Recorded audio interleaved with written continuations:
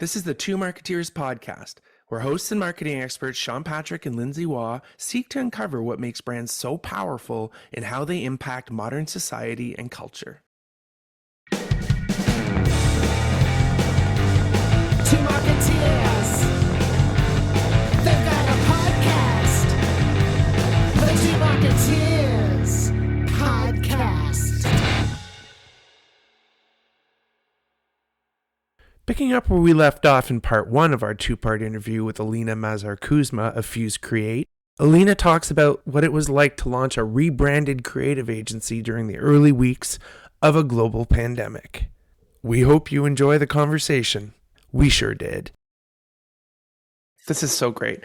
Let's talk a little bit about this change, because your story, what you just told us is, good on you, right? For taking initiative, for thinking of it and literally positioning it as strategy. Because sometimes strategy can be a bit muddy. Not the strategy itself, but what strategy even is. But clearly, in the scenario you explained, the culture existed as such, where you felt safe, you felt empowered, you had a voice, and you had their trust and they had your trust. I think that's a perfect segue to talk about the rebranding of Fuse, or to FUSECreate. Let's just talk about that with the understanding of you were building a business based on designing the experience for the people who do it. 100%. So we rebranded to FUSECreate 3 years ago. In March 2020. Perfect. That sounds like such an easy time of year. Must have been a walk in the park. What happened? Something else happened. It wasn't Our the launch of entire Fuse. world changed. Yeah, it was the entire world changed. Why not change the business, you know? Exactly. Why not just blow it up? Well, 4 years ago, actually, Steve Miller, who's my partner in crime, he's the executive creative director at Fuse. He was at One Method for a very long time, an awesome advertising and design agency. He had come over to Fuse, and it was a really interesting time for us. At this point, I've been at the shop for about 4 years. The world is changing. The agency's changing. And again, working for entrepreneurs, they're always looking to what's next, where to from here, how are we growing? And, I had come. Entrepreneurs who succeed, just so we're clear. Right. Good. That's a good correction. Thank you. Entrepreneurs who succeed. And at the time, that's when I was also going through the evolution of experiential and trying to, drive to this more creative space with experiential and trying to change the business model. And we knew that we needed to make a big investment in creative. That was our next stage as an agency. And that's where Steve came along, and he, was an amazing addition to our team and our culture to really focus in on how do we get us to that next level. And how do we actually make creative a cornerstone of the agency? And then came the rebrand. So we decided we didn't want to do it ourselves because, what do we know? Like, you're just we're too close to it. The shoemaker's son. I think as strategists and lead creatives, we agree that it is about objectivity is the rule that's right. ensures good strategy. Big time. So we worked with an incredible branding agency, Jackknife, and also a Canadian independent, a really, really great organization. And they helped us, build out our brand, build out our brand house, build out our visual identity. And there were a couple of interesting things that happened. The first thing was that our values almost stayed the same. And the values were created by the original founders who are still involved in the business. 20 years ago, when they started the business, they sat in a room at King and Spadina and whiteboarded their values. And we kept almost all of them except for one. And the one we changed, it was originally courage, and we evolved it to bravery. That was the only slight change, big difference. What's the difference? What was the difference to you? Courage almost felt like a bit passive, right? It felt like we are gonna amp ourselves up to be this thing. Right. Bravery to me feels active. It feels like it demonstrates courage. It demonstrates courage. And bravery means you are already courageous. Now you're actually going to do the thing that you say you're going to do every single day. It's bravery. Love it. So the first aha for us was we're not that far away from who we want to be when it came to our values, which is always like a really good feeling to have. Yeah, exactly. The second aha for us was, we built out FUSECreate, and the idea of FUSECreate is to do work that turns heads. Really simple. And work that turns heads is integrated. It's across all pieces of our business. And the goal was for creativity to be at the core of our culture. That was the cultural shift. And I remember Steve Miller standing in front of the agency. I remind him of this constantly. Actually, when we're having bad days, I remind him of this moment because I'm like, you went through that. We went through that. We can go through this. And so he stood in front of the agency and he had this presentation. And the first slide of the presentation was creative over everything. That was the first side of the presentation. And, you had a whole bunch of account people and strategists and production people just like.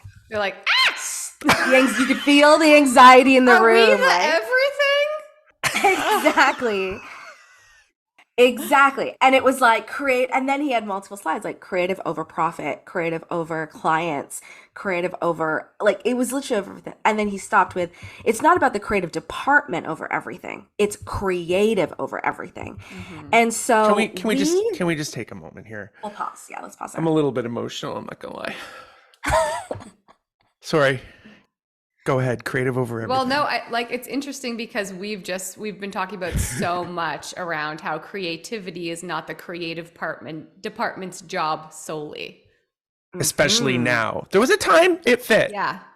That's right. Evolution has come to that creativity needs to be the responsibility of everyone in a collaboration to get to the best work. It's no longer like your job is creative and strategy person or account, you better zip it on the creativity because stay in your lane. So that's a very pivotal shift, not only in the industry, but how it sounds like you brought it to life for your company. Well, it was a real eye-opener for me when we had that discussion was, it's the frenemy thing. But Lindsay was talking about her early days as a strategist. I mean, talk about your parents not knowing what you're doing. But anyways. That part's still fuzzy. That's not going to happen. You know how you have to answer occupation on forums sometimes? Everyone's like, so what is a strategy consultant exactly? Literally everybody. You should say, that'll be $5,000. Yeah. Exactly. Anyways, the conversation was about, Lindsay talks about this pivotal moment. But what was really interesting to me is she's talking about when she was a first strategist and it was our job to really take the idea and maybe go grab some stats, whatever, to support it, right? And that was our job. And sometimes it felt like we were just running around the creative saying what do you need? What do you need? And I'm kind of as a creative, I was like, really? And she's like, yeah. I said, and you knew that? And she's like, oh yeah, we knew the pecking order. So it triggered when you said, that's the shift, is changing how you look at what creative is. It's not necessarily a department. It's actually everyone's job. Not. I even said to an agency partner yesterday, my strategy's job is still in service of creative to me, but it doesn't mean that my job is also not to be creative. Everyone's job is creative. Everyone's job, yeah. Especially when you work at a company that says creative above everything else, right? Absolutely. Okay, I get what my job is here. Yeah. I mean, lots of people didn't like that was their job now, to be honest with you. I think it's scary. It was a really interesting time.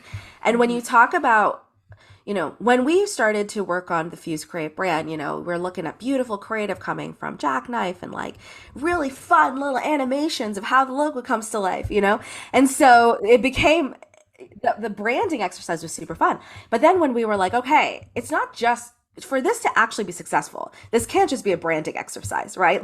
That's not the whole point. And the point is to actually shift culture and live and breathe what we believe in, which is creativity over everything and doing work that turns heads. And that doesn't, again, sit with the creative department. It sits with every single person. And that means you price things differently. That means you produce things differently. That means you speak to your client differently. That means you pitch business differently, right? That means our finance team to act differently because they need to understand what we're trying to do at the end of the day and come to us supportively to say, hey, how can I help? So it was actually a huge shift for people where it took a lot of people out of their comfort zone. Um, a lot of, even on a senior leadership standpoint, backs went up, right? Because they're like, well, I believe that, I believe the production needs to do, it doesn't matter, who the department doesn't matter anymore. That's it is it. the culture of everyone coming together towards this like higher power goal. Yeah, so it's fair to say that you guys choosing to be creative before anything else was exactly what you just said. It was blowing up to some degree the model where departments work in silos. Exactly. And we were built on departments working in silos. Yeah. So talk about that. What does it look like now? Like how is it evolving? It is at 180. When we were built on, each department has a silo, and we were service based, right? So we had a digital department, a social department, we had experiential. Now we're, when we said this and we said, okay, when the brand launched in March 2020, 3 weeks into the pandemic, when we realized this thing is not going away, we're like, fuck it. Let's launch it. Let's launch this. I was like, let's just do it. Let's just do it. At this point, it's time. Nothing's happening. We might as well. And also, experiential at the time, to paint a picture, was 40% of our business. And one fine day at the end of March, everyone decided to stay home. So that just disappeared. 40% of our business just disappeared. Wow. Absolutely. And so this was the best time actually to do this because we needed to do something. Like you just feel like we needed to do something. You need some purpose here. Exactly. And so when we launched the brand, we realized that the industry was responding really well. Our clients were getting excited. We were invited to some really interesting pitches. We, the line even turn heads was landing. So the industry and trade and clients had started to really go, oh yeah, I like this. This is cool. This makes sense. But internally, it was incredibly challenging. I mean, then you add COVID to the mix, where obviously everybody was going through an existential crisis, and every day was a mental health war. But on top of that, we've got people who are used to doing work a certain way. We've got to really get them together. We've got to build a collaborative culture where no one knows how to use Zoom and try to do it all virtually. And it was really, really tough. It was possibly the hardest thing I've ever done in my life. Well, especially when you think of your role in all that. Yeah. Making everything operate. Yeah.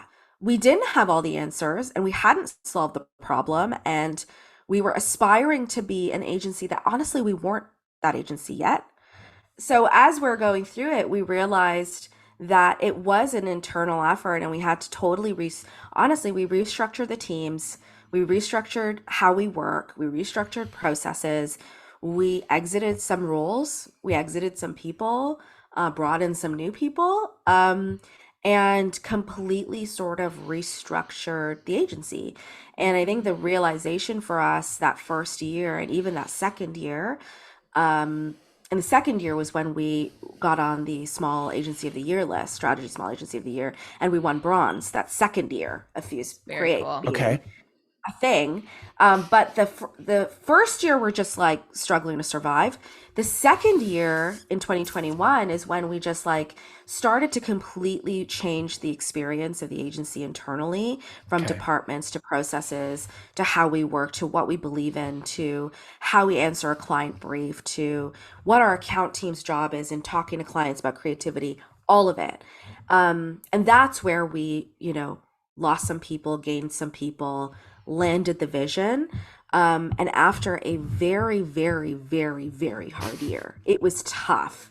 And I mean, to the extent where Steve and I, every morning at 8 a.m. were meeting to talk about people challenges. Wow. Every morning. Oh, I thought you were going to say you were getting drunk, but maybe. Oh, I wish. Okay. No. Every No, morning we were at 8 more a.m. responsible. Every morning. Because we're like, we need to be aligned. What you're saying, I Yeah. need to say. What I'm saying, you need to say. So you need to know the 10 conversations I had yesterday and everything I said so that when those people inevitably in this digital world try to go between you and I, we're both saying the exact same thing. So like we had such diligence to our relationship and the fact that we needed to be singing from the same songbook that it then sort of infiltrated, right? Through the teams, through the leaders, through people. And it allowed us to really then build the team and culture that put creativity at the core of the agency. The interesting thing from like a strategy point of view is that once you hand over the brand, people are like, great, we got a new brand. But if like from your experience and the way that you're describing it, that's only when the work begins, right? The integrating it is the thing. And all the time, it's like, what happens next? And that as you, That's like strategy. You say, get it to flow through the business and what a challenge that is, that's when the real work starts. 100%. And having people who aren't us that are, by us, I mean myself and Steve and our owners, people who aren't us being champions and repeating it back to you and saying, no, actually, this doesn't fit our vision. This doesn't, like my line this year, as we look at, we've like true planners, we finished our first 3-year brand plan, and with FUSECreate, we're on to our next 3-year brand plan that we're currently working on in the process of finalizing. And my line that I say to everyone is we need to be completely uncompromising towards our vision. And uncompromising is the word, right? Like anything that doesn't get us to that, or anyone that doesn't believe in that, or any process that doesn't achieve that, it's not good enough. Change it, fix it, find the right people, process, thing, because we have to be uncompromising towards that to be successful. You are reinvigorating me right now. I'm feeling like energized by your vibe here. Let's go take over the world, Lindsay. I'm in. Another thing I think is really interesting, and it is you need a visionary and you need a vision maker. You need the person who can bring that vision to life. In my best circumstances, I am not a visionary. I don't even, because then because my creativity without a box, like Lindsay will put it, without that sort of like, but why are we doing this? And I love challenges. The more challenges, the clearer it is what you have to do as a designer, right? Mm-hmm. Steve is a visionary. He had the chutzpah to stand up there, very vulnerable, knowing how it would probably fly or not. But he had that sort of, as a visionary, it's a great mentor of mine always said, you start off as the crazy man on the mountain or the crazy person on the mountain, right? Mm-hmm. Everybody loves visionaries. Every visionary starts a small, a startup, blah, blah, blah. But it's not going to happen unless there's a person who knows and loves bringing visions to life. So it's when you talk about you and Steve and somehow how you found each other and you're that perfect melding was, he was the visionary, you were the bringer to life. And both roles feed each other, but you're doing it because that's where you see reward, bringing something to life. Where he sees reward is, coming up with a thought, challenging, the status quo and going like, there's gotta be a better way to do this. And I think that's really important. And I'd love to say you went about this perfectly and everything was great. I mean, anything that could go wrong probably did go wrong. Yes, and Lindsay and I will always, when we're retelling stories of, good stories from days of yore, we often talk about our own personal experiences as people who are independent consultants. It's not easy. So as much as Aleena might be talking and it sounds like, yeah, you just have to do it this way. She said it, I think at one point you said it was hard year. So it's that combination of the hard, the things, and then the things that just fall into place, feel right. And that is finding your people. And that is finding your value in that dynamic. And always, every day at 8 a.m., reminding yourself that those people in that dynamic are what motivate you. Big time. The people are at the core of it. And I mean, this is why we do what we do. And the people doesn't just extend to us internally, it also extends to our clients. I think we've been very, very, very selective on who we bring to the family. We don't take on a lot of RFPs. We don't take a lot of new clients. We want our clients to respect us, value us. The value equation is important to us. And my comment earlier where, we still struggle with experiential comes back to that. I think, we are looking for clients that are, when we see an RFP or a client ask that is price related, and that's the first thing they're asking us, we say no. It is like a rule. If the first step of the RFP is a pricing exercise, we say no. Mm-hmm. You're not going to do the procurement dance off the bat. The dance, the game, That's the dance. The difference between courage and bravery, right? Bravery Right. is saying, thanks, I know you're looking for you're about to hand over a $3 million piece of business, but we're not going to do it this way. Here's how we do it. We always start with credentials and fit. And then the last stage for us is pricing. That's the last thing.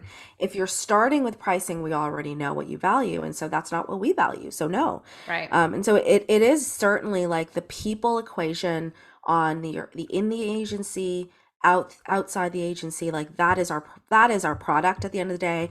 That is the culture we're building. That's how we get to where we want to get to. And it's the piece that we can't mess up, it's a critical part of the equation. And that's the story doing that we're talking about. Like, imagine being a new hire into your agency and seeing leadership say no to a potential $3 million budget because pricing's the first step. You'd be like, holy shit, like these people, and every day and every move they make are standing for what they believe in. And I imagine that that's an evolution as well. Like, big time. You can't just flick a switch and be like, now we say no to everything that's pricing based or whatever. Like, you have to work to it. And that's what they say about like disruptive innovation, right? It's small steps towards a disruptive future, but it's not a light switch. It's like, how do we move the needle incrementally over time? And your employees, your clients, like see you doing that, right? And it's the proof in the pudding of like, we actually mean we want to change. It's not going to happen overnight, but we're going to evolve this thing together. Big time. And I think going back to Sean, what you said on visionary versus the person who brings the vision to life, I definitely don't think of myself as a visionary, but I think one of the things that I've learned, through a lot of coaching, to be honest, that I can do that is unique is when there's a vision that I believe in, I can see it.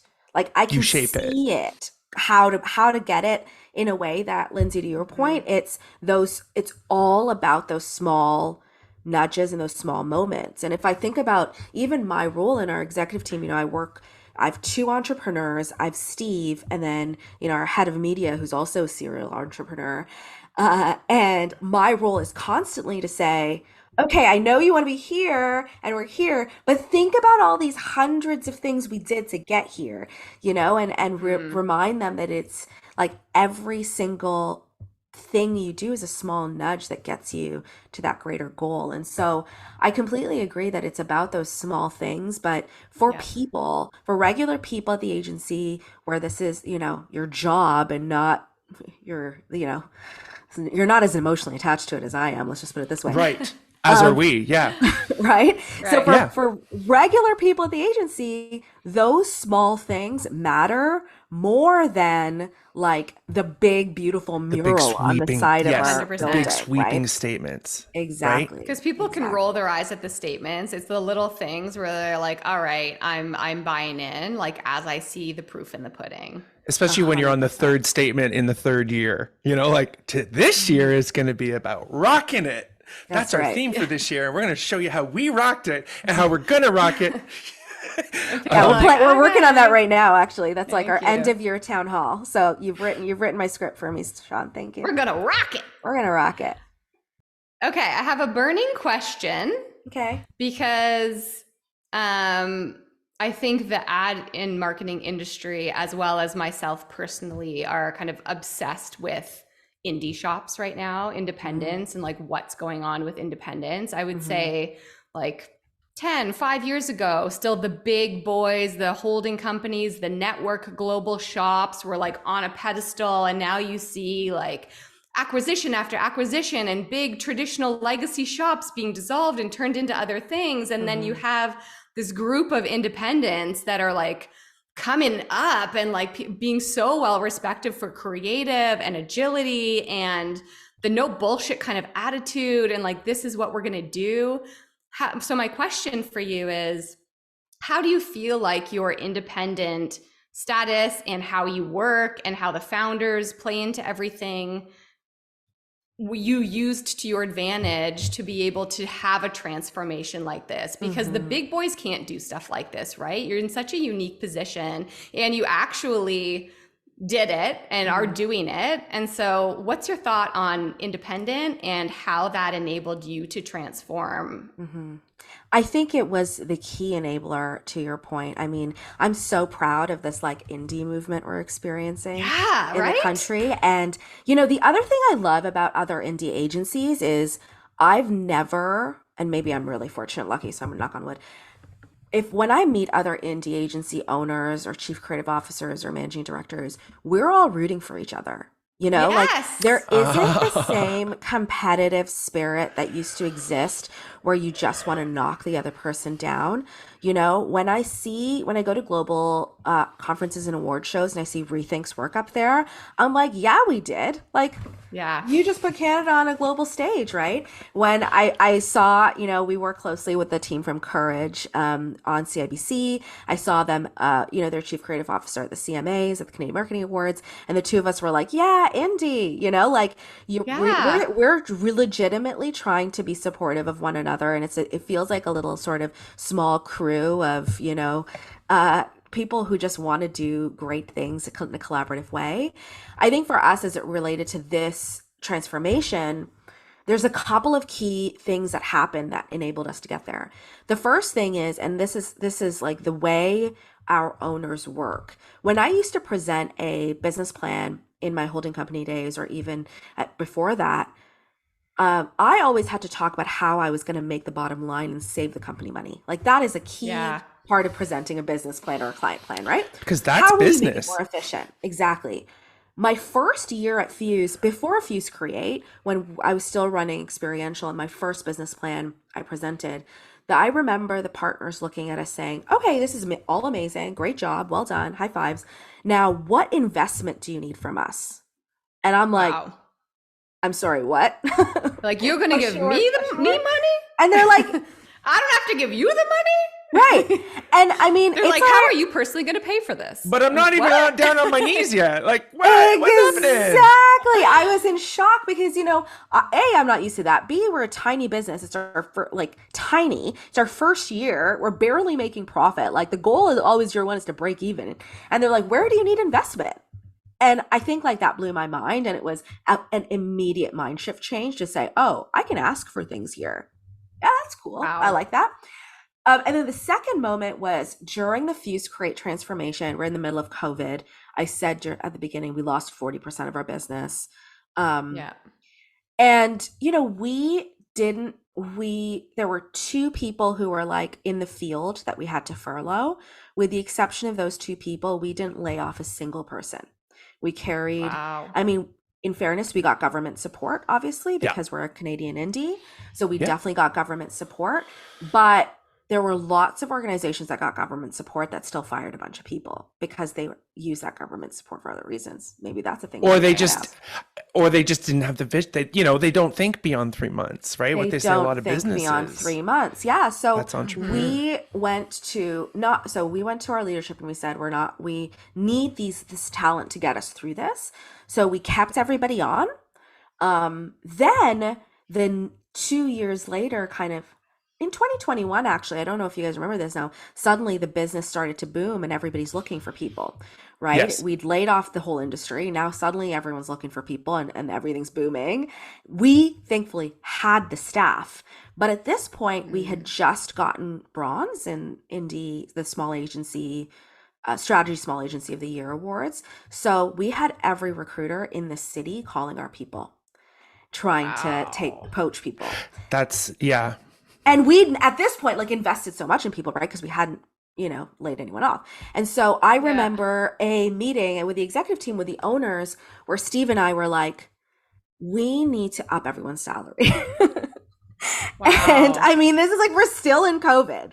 Think about 2021. Yeah. We're still in COVID. We're running on government money.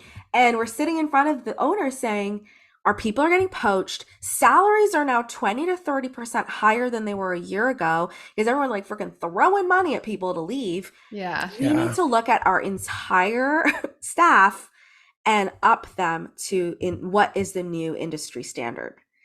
Wow. And I mean, instead of an attitude of like, let them go. If they want to go, let them go. It's like, no, we need to prove we couldn't afford to lose people. And we were Yeah. so focused on building this agency. And at this point, like, think about how time effort, right? The amount of time we've spent training these people to like indoctrinate them into our new culture. It was at the time where, you know, now we starting again just felt like exhausting, and we were both exhausted also. And so we just said, we put it in front of them. We asked our HR director to then like go and do an industry audit of where salaries were and look at every individual and up their salary to hit industry average without them asking us for it. But that's the game changer, because now you no longer are just fighting a dollar. You did a very proactive, risky thing to some. Yes. But what you guys realized is the risk is greater if we don't, because the only thing more expensive than hiring someone is firing them. 100%. And, you know, when going back to your question, Lindsay, the only reason we could do that is because we're an indie. That's the only reason. That would never happen if we weren't an indie. And the guys who are making the decisions are our partners, and they, you know, share our values and believe in the same things and believe in the vision. And so that's the only reason we could do that. And, you know, our retention rate, like, I think our turnover rate is under 5% at the agency. Wow. And our average in a transient environment, that's so incredible. Lindsay and I aren't going to get jobs. Is that what you're trying to just tell us real nice? Hey, I mean, listen, because I'm ready. Well, if we hire, people stay an average of 5 years, so you better be ready to commit. Whoa! Yeah. Shut Our up. average is at 5 years. Yeah. That's awesome. Well, I just applause. Thank you. We're out of time almost. I just wanted to thank you for, wow, you're great. I'm happy to support your own podcast if you want to do that. I do think it's really important to, you know, the stories come back full circle.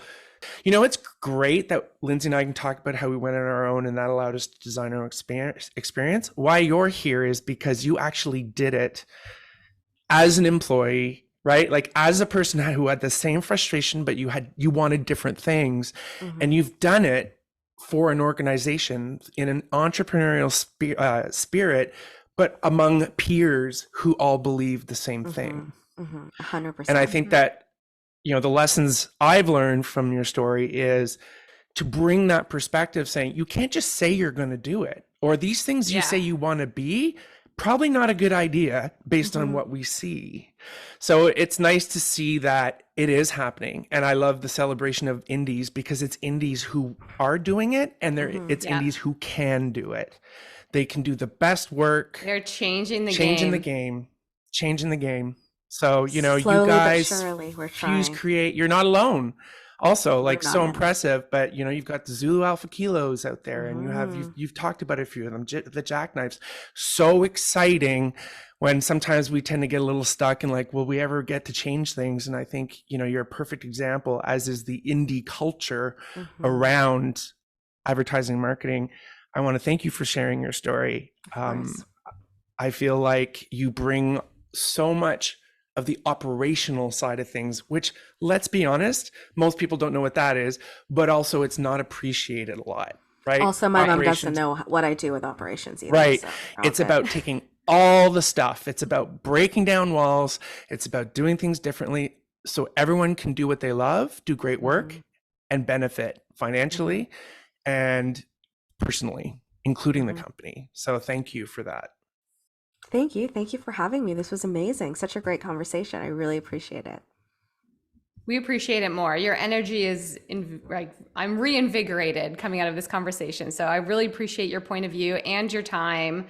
And we can't wait to see what FUSECreate is going to continue to do in the future. Very exciting times for you all. And thank you so much for joining us.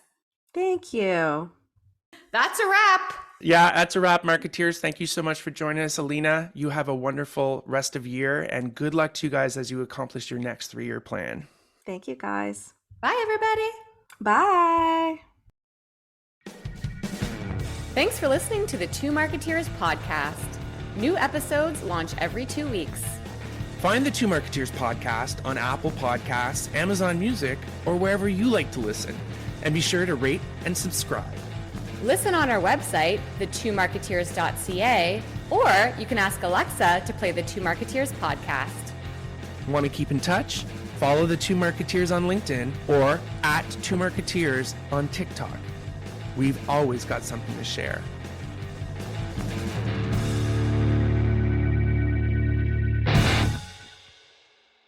This podcast is over.